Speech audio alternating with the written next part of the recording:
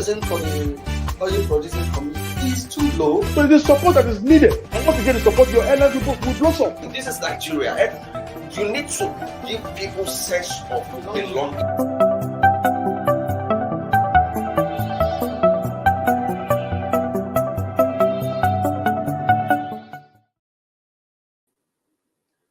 Good morning, viewers. Welcome to Tuesday edition of Inside Nigeria here at the Leadership Television. My name is Badebo. As usual, shall be taking you through front page stories of some national dailies, starting with Nigeria's most influential newspaper, Leadership, and as well have a discussion about the trending issue of the day. And without much ado, let's start with Nigeria's most influential newspaper, the Leadership.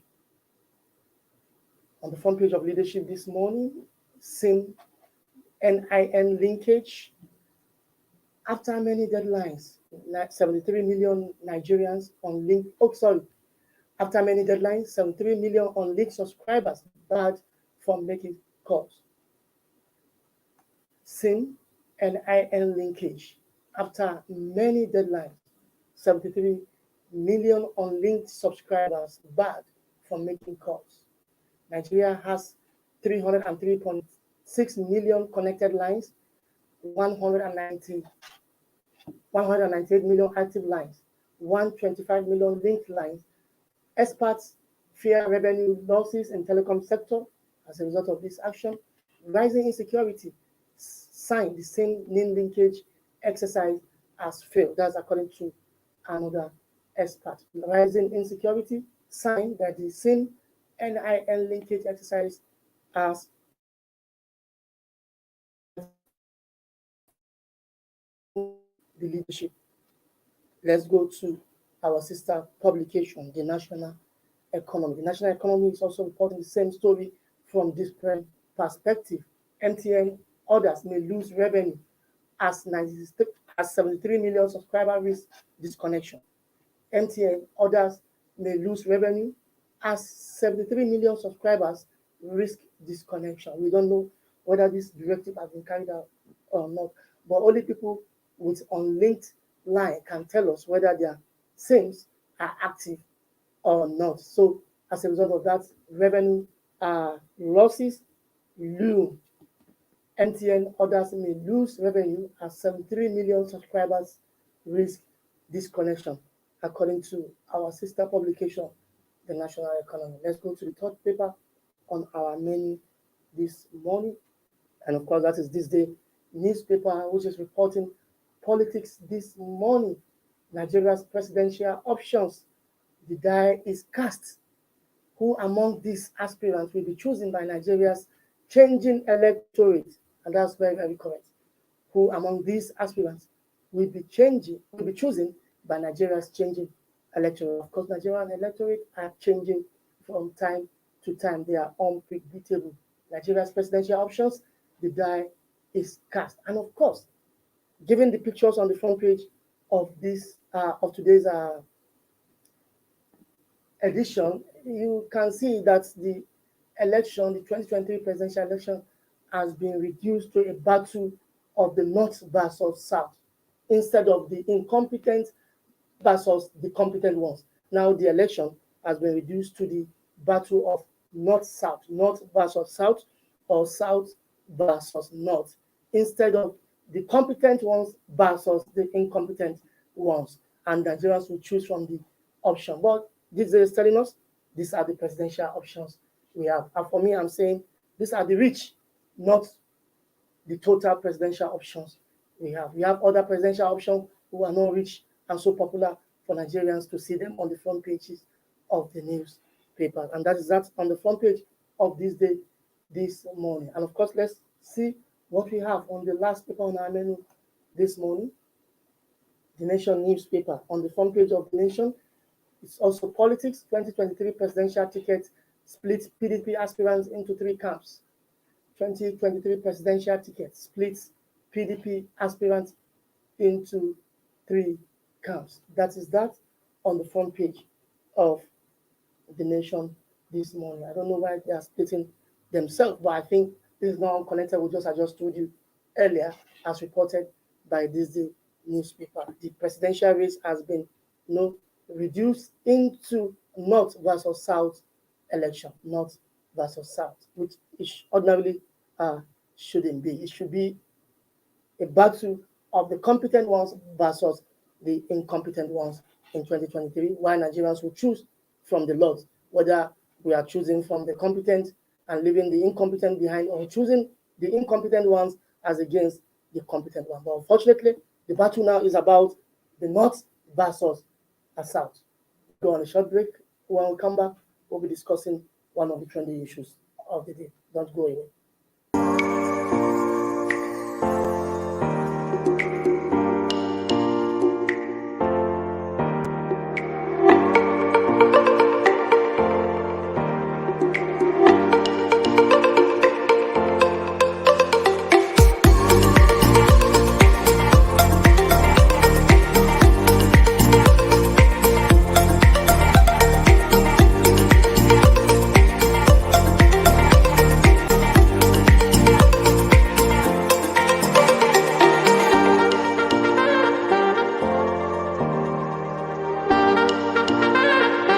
For sponsorship and advert placements, please contact 080-3688-6158. Last Word Leadership Podcast Studio. You have the last word.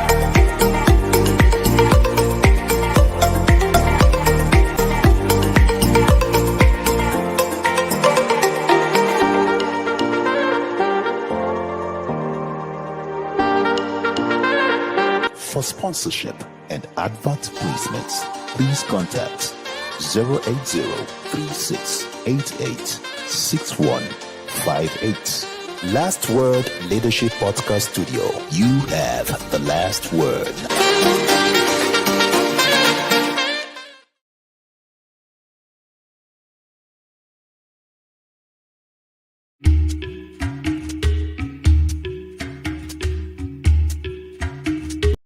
Inside Nigeria, keeping you informed on what matters.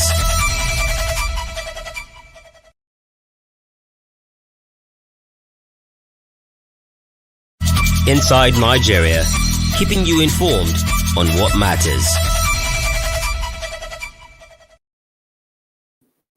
All right, welcome back. It's still Inside Nigeria for this Tuesday morning, April 5, 2022. Like I said earlier, we're being joined now by Mr. Gbenga Sesson, Executive Director, Paradigm Initiative Nigeria, PIN, is joining us from Lagos. Good morning, Mr. Sesson.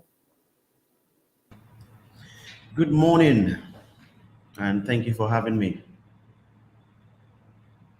Yes, Mr. Sesson, I don't know if you can hear me very well. I can't hear you very well.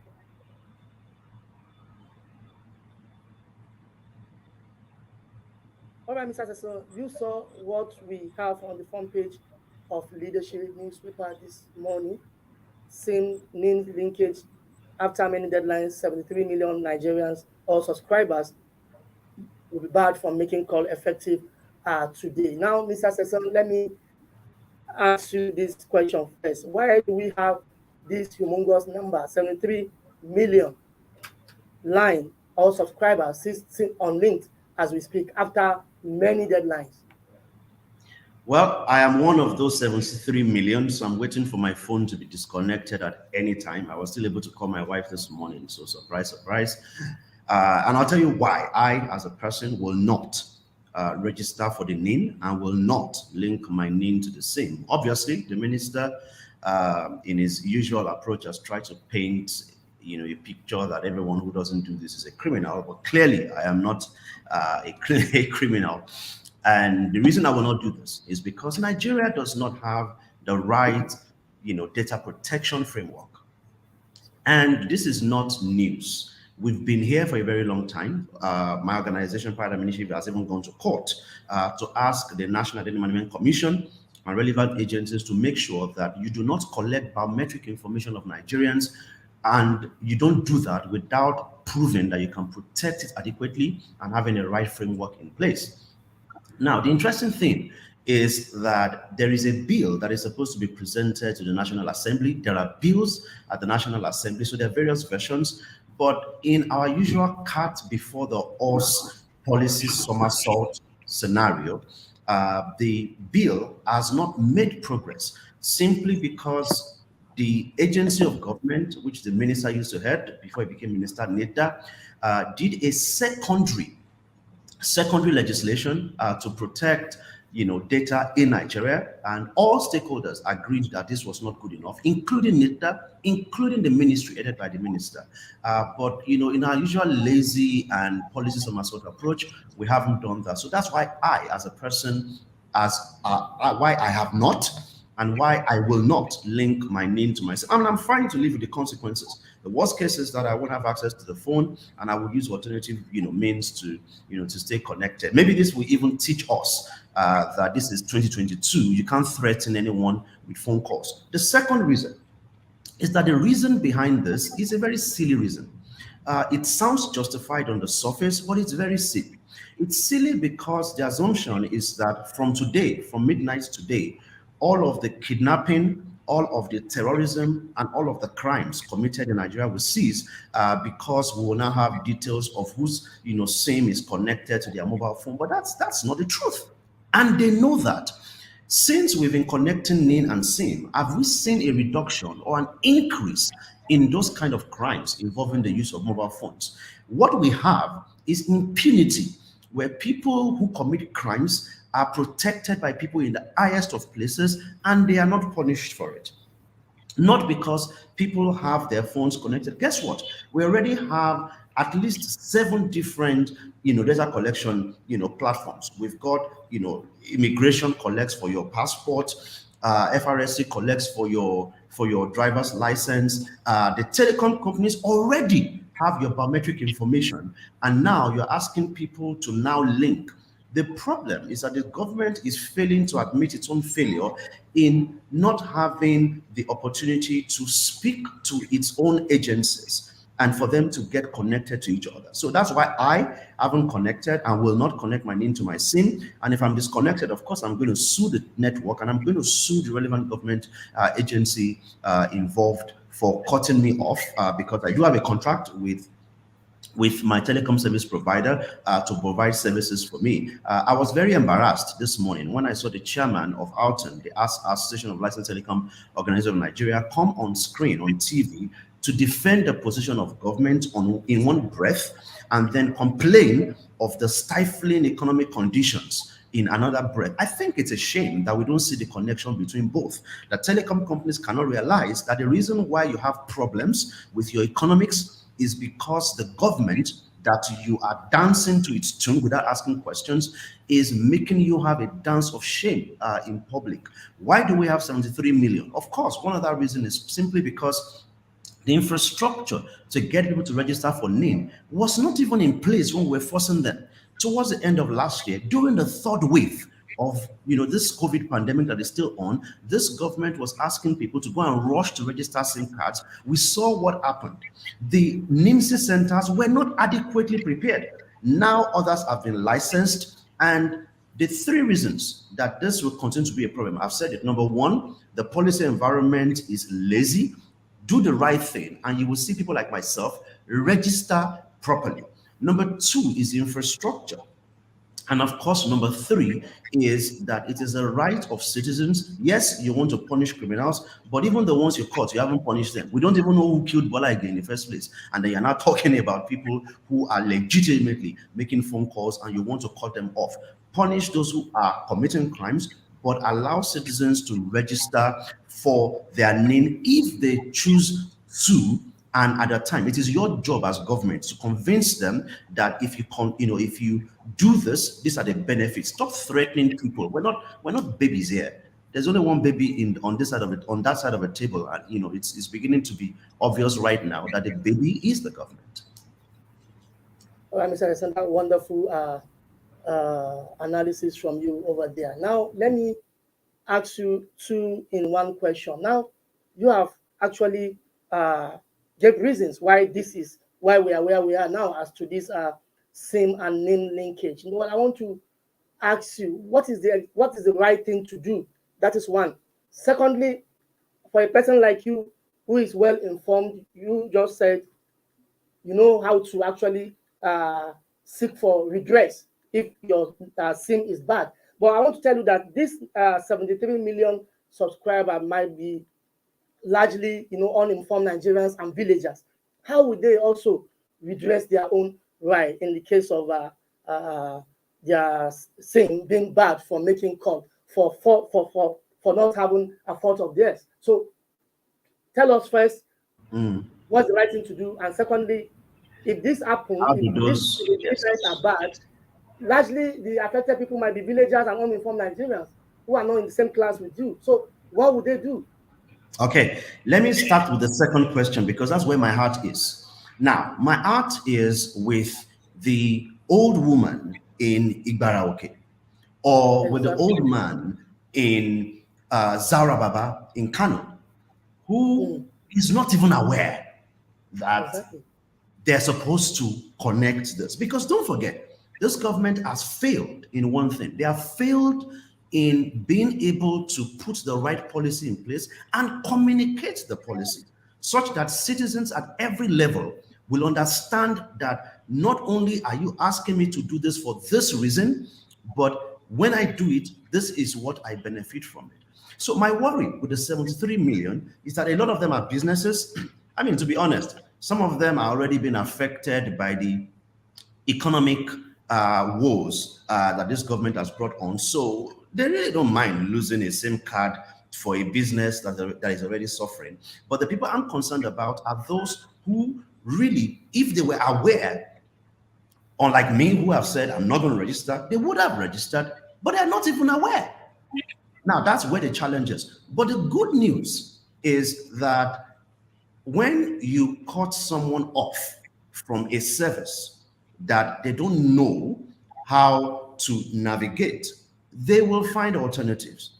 And it will be a shame for telecom companies in Nigeria that there are so many alternatives that this 73 million people can find that will have nothing to do with the services directly of telecom networks. This is 2022.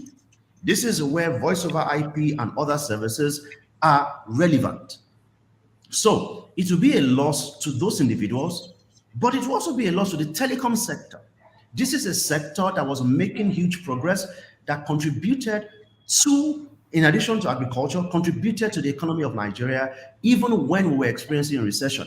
But as since suffered from the minister and his allies and the president and VP and all of them, this sector has suffered a major decline in the last few quarters because of the policy somersault. And maybe not if anymore, when they do cut off myself and the other 72.9999 million people, when they do cut us off, then, they would also lose the revenue. And I think maybe that will force us to ask the question. None of us, by the way, is saying that we want the security situation in Nigeria to continue the way it is. No. But we're saying that the solution is not all this abracadabra that has been done. In your registration of all these SIM cards, how many criminals have you caught so far? If you haven't caught any criminals, does it mean that they are not using that network, or they have found a way within your corrupt system to evade you? I'll leave it at that. To your first question of what should be done, I think that the first thing Nigeria needs to do right now is for the government to apologize for what it has done wrong. Since the days that we lost data to Sagem of France in the name of national ID registration, and people like the current governor of Kaduna State, people like the former president, Olusegun Obasanjo, who were very much involved with this project, are not unaware of what I'm saying. We lost money, we lost data, and that data, by the way, ended up on the dark web being sold by criminals. This is the same government that is saying you should now tie your name and your SIM with a lot of biometric information, all of that data that does not guarantee protection. And if something goes wrong, there is no way for me to seek redress. So first of all, I apologize to Nigerians for being silly. Then secondly, do the right thing by putting the horse before the cart. Put the policy framework in place so that data impunity can stop. As I speak to you, Nigeria has now created a kangaroo agency for data protection, headed by a good man, but a kangaroo agency all the same, a bureau for data protection, where there is no provision for that in our primary laws, which basically means that if today judicial review is sought, that agency and its entire infrastructure will go down the drain. So first, apologize. 2, do the right thing. And then 3, keep an open registration window while you make technical, information-wise, and every detail possible so that people can register and address the security problems the right way. Don't give an excuse that the way to address security in Nigeria. I mean, we're tired of this crap where you claim that when you register all SIM cards, kidnapping will stop in Nigeria. Now you've registered all SIM cards. You even punished MTN for it. Now kidnapping has continued, banditry, terrorism. Now you are claiming that it's because it's not linked to NIN, and you are now linking NIN to it. Since you've been linking NIN, out of all the almost over 200 million lines that we have that are connected, not subscribers, 200 million lines, you now have 73 million, almost. Now that's about 35+% of the number of connected lines in Nigeria are now not linked. Should you not wonder why 35+% are not linked? If you have 10 children and 3 of them, or say 4 of them, let's round it off, disobey you continuously, it is not that something is wrong with them. It is that something is wrong with you. And I know government is not my parents. I mean, government is not, my father or my mother, but I'm just using that example to just paint a picture that something is definitely wrong with putting the cart before the horse. And I have said this publicly, and I've said it on Twitter, I've said it everywhere. Mr. Pantami is being lazy. Unfortunately, do the right thing. Apologize to Nigerians. You lost data. INEC lost data. Telecom companies lost data. Immigration lost data. NIMSI lost data. Apologize to Nigerians because we did not punish you for that. And then do the right thing and get the right policy in place. Do not punish 73 million. Well, 73 million will not be 73 million Nigerians. It's probably 10 million Nigerians or 20 million Nigerians who have multiple SIM cards. I have only one, so feel free, cut it off and let me know that I'm off the radar. You're not providing power for me as I need anyway, so maybe you should take the telecom services away and I know that I am my own government.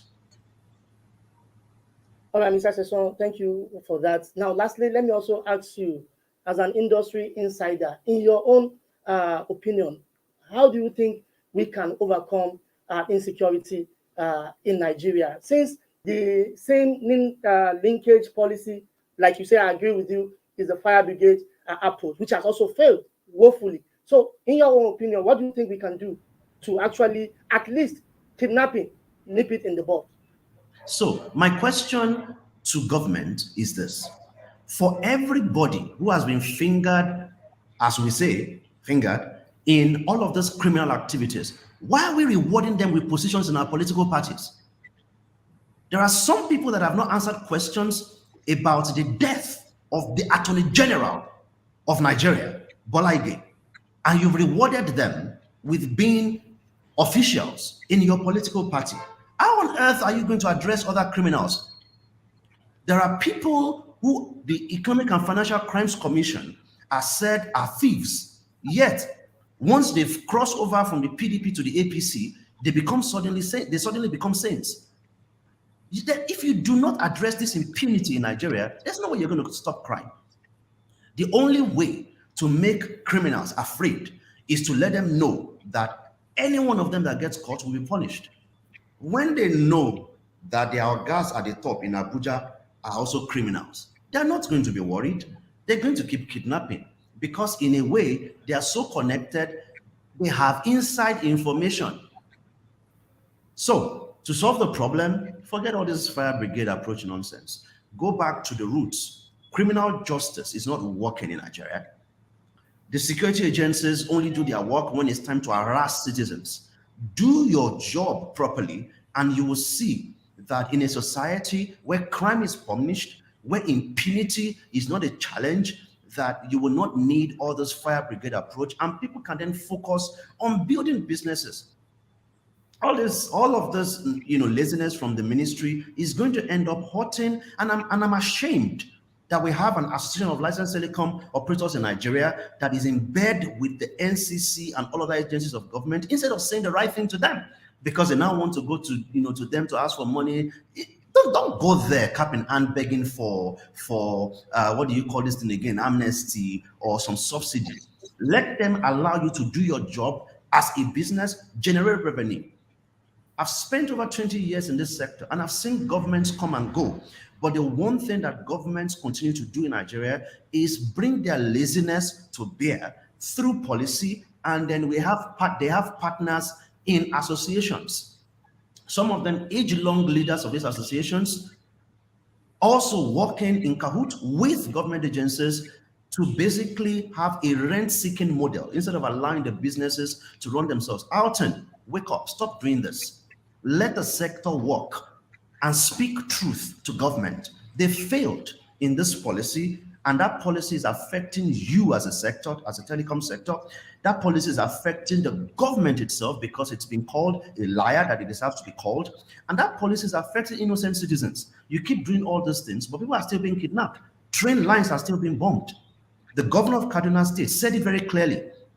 What you need is not really more surveillance. What you need is to get more punishment for those who have committed crimes, and the response time needs to be faster. I may not be a fan of his idea of maybe bombing or clearing out entire villages, but I am absolutely certain that our problem in this country, as far as crime is concerned, one key problem we have is impunity. Criminals cross into a political party and become saints. Of course, other criminals are just going to wait their turn to get into that political party, and they will never be punished.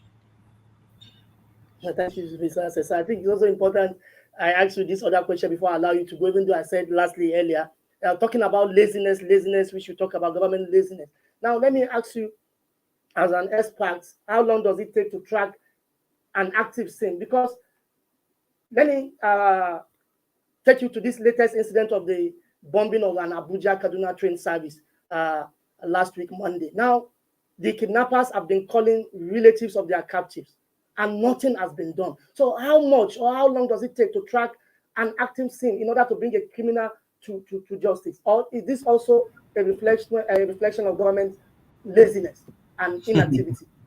I think that all I would ask you to do is to listen to the conversation between El Rufai and Rotimi Amechi. I don't even have to add anything to what you've said. You don't even need to trace SIMs for you to find this criminal.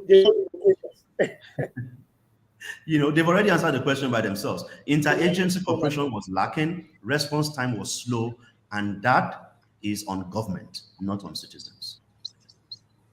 Many thanks to you, Mr. Gbenga Sesson, Executive Director, Paradigm Initiative, Nigeria PIN, who has joined us and spoke to us from Lagos.